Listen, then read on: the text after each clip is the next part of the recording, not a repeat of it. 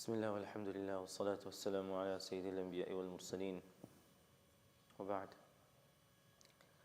The final part of the dua that we've been discussing this entire week, اللهم اقسم لنا من خشيتك ما تحول به بيننا وبين معصيتك. Toward the ending, Nabi sallallahu alayhi wa sallam, he just about wraps up the hadith by saying, وَلَا تَجْعَلِ الدُّنْيَا أَكْبَرَ هَمِّنَا وَلَا مَبْلَغَ عِلْمِنَا. Ya Allah, as I wrap up this dua, my final requests to you are, لَا تَجْعَلِ الدُّنْيَا أَكْبَرَ هَمِّنَا. Do not make the worldly affairs the greatest concern that I have. وَلَا مَبْلَغَ عِلْمِنَا. And do not make the ceiling of knowledge that I have end with the worldly knowledge. Again, I'm going to translate this hadith and share some thoughts on it. لا تجعل الدنيا أكبر همنا. O Allah, do not make this world and whatever it entails my greatest concern. Nabi Sallallahu Alaihi Wasallam says, do not make this world أكبر همنا. Do not make it my greatest concern. Which means naturally this world should be part of our concern. We have to worry about paying our rent, our children's education, where we're going to stay, which car you're going to drive, where you're going to work, when am I going to travel, application forms. There's so many things we need to do. These are known as hammud dunya, concerns of this world and this life. And Nabi Sallallahu Alaihi Wasallam understands that these concerns are natural. Any person who lives in this world will have to deal with these concerns. But the dua Nabi Sallallahu Alaihi Wasallam is making is very specific. لا تجعل الدنيا أكبر همنا. Ya Allah, I will have concerns of this dunya, but do not make it my main concern. Meaning, at night when I can't go to sleep, or when I'm driving and my mind is going in a circle, or when I'm thinking about what I'm going to do and I make long-term planning, Ya Allah, don't always make the dunya my biggest concern. Rather, make my deen my biggest concern, and the dunyawi concerns will be there. وَلَا مَبْلَغَ عِلْمِنَا.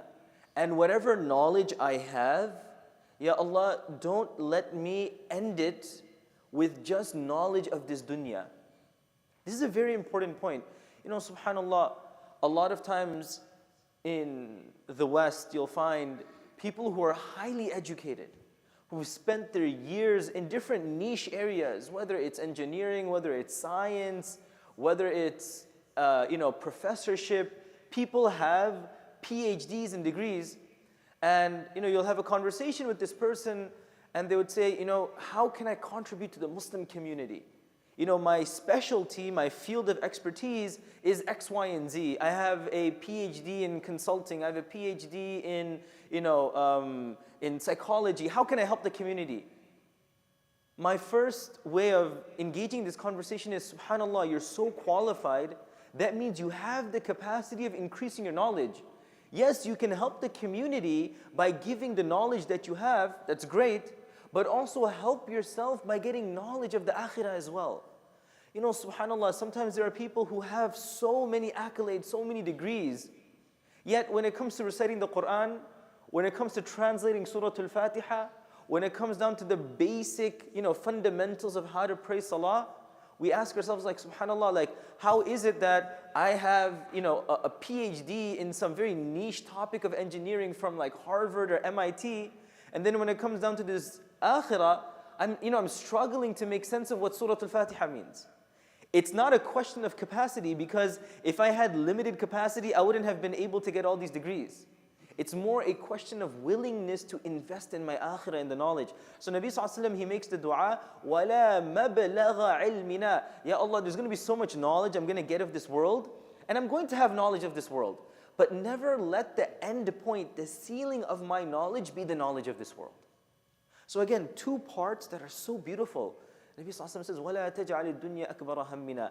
As I have the concerns of day to day that we all have, I'm going to have that, Ya Allah. But do not make it my major concern.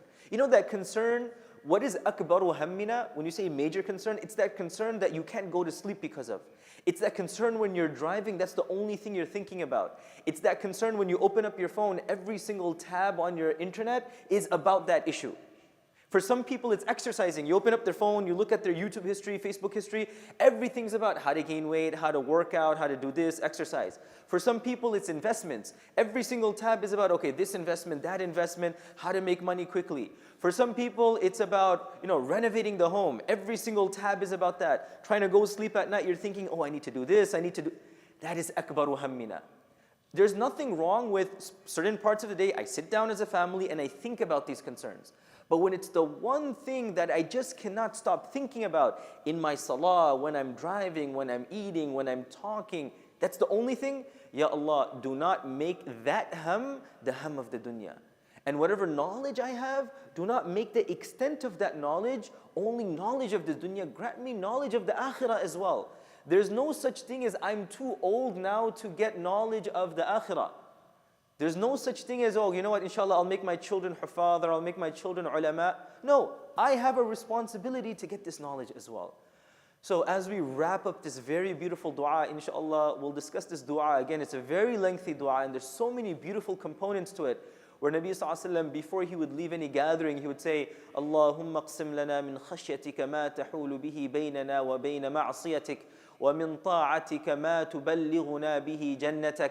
ومن اليقين ما تهون به علينا مصائب الدنيا ومتعنا بأبصارنا وأسماعنا وقوتنا ما أحييتنا واجعله الوارث منا ولا تجعل ثأرنا على من عادانا ولا تجعل مصيبتنا في ديننا ولا تجعل الدنيا أكبر همنا ولا مبلغ علمنا ولا تسلط علينا من لا يرحمنا.